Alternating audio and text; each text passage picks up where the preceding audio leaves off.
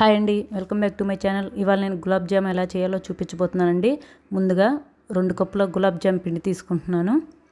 నేను 175 గ్రామ్స్ తీసుకున్నానండి పిండిని. సో మీ ఇష్టం ఎంతైనా తీసుకోవచ్చు. దీంట్లో కొద్దిగా ఉప్పు యాడ్ చేసుకోవాలి. ఎక్కువ అవసరం లేదండి, కొంచెం సరిపోతుంది.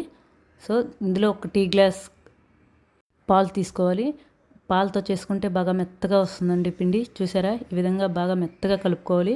వాటర్ అవసరం లేదు, ఓన్లీ పాలతోటే కలుపుకోవాలి. ఈ విధంగా బాగా మెత్తగా కలిపి ఒక హాఫ్ అన్ అవర్ పక్కన పెట్టుకోవాలండి. ఈలోగా మనం పాకం ప్రిపేర్ చేసుకుందాం.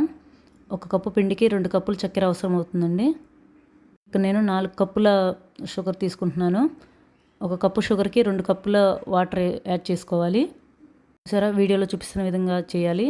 ఈ విధంగా బాగా పాకం పట్టుకోవాలండి. చక్కెర మొత్తం కరిగేంత వరకు వీడియోలో చూపిస్తున్న విధంగా చేసుకోవాలి. ఇప్పుడు కొద్దిగా నిమ్మరసం యాడ్ చేసుకోవాలండి, కొద్దిగా సరిపోతుంది. ఇలా చేసుకోవడం వల్ల పాకం గట్టిగా అవ్వకుండా బాగుంటుందండి. చూసారా, ఆ పిండిని ఇలా చిన్న బాల్స్గా చేసుకోవాలి. మీ ఇష్టం సైజ్ ఎంతైనా చేసుకోవచ్చు. ఒక బాండీలో ఆయిల్ వేడి చేసుకొని వీటన్నిటిని బాగా డీప్ ఫ్రై చేసుకోవాలండి. బాగా ఎర్రగా, చూసారా, వీడియోలో చూపిస్తున్న విధంగా చేసుకోవాలి. వీటిని తీసుకెళ్ళి పాకంలో యాడ్ చేసుకోవాలి.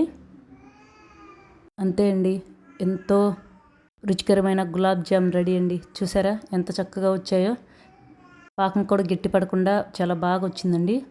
మీరు కూడా ట్రై చేసి ఎలా వచ్చిందో కామెంట్ పెట్టండి. Please subscribe to my channel. నచ్చితే ఒక లైక్ చేయండి. ఇలాంటి మరిన్ని వీడియోస్ కోసం నా ఛానల్ని ఫాలో అవ్వండి. Thank you for watching.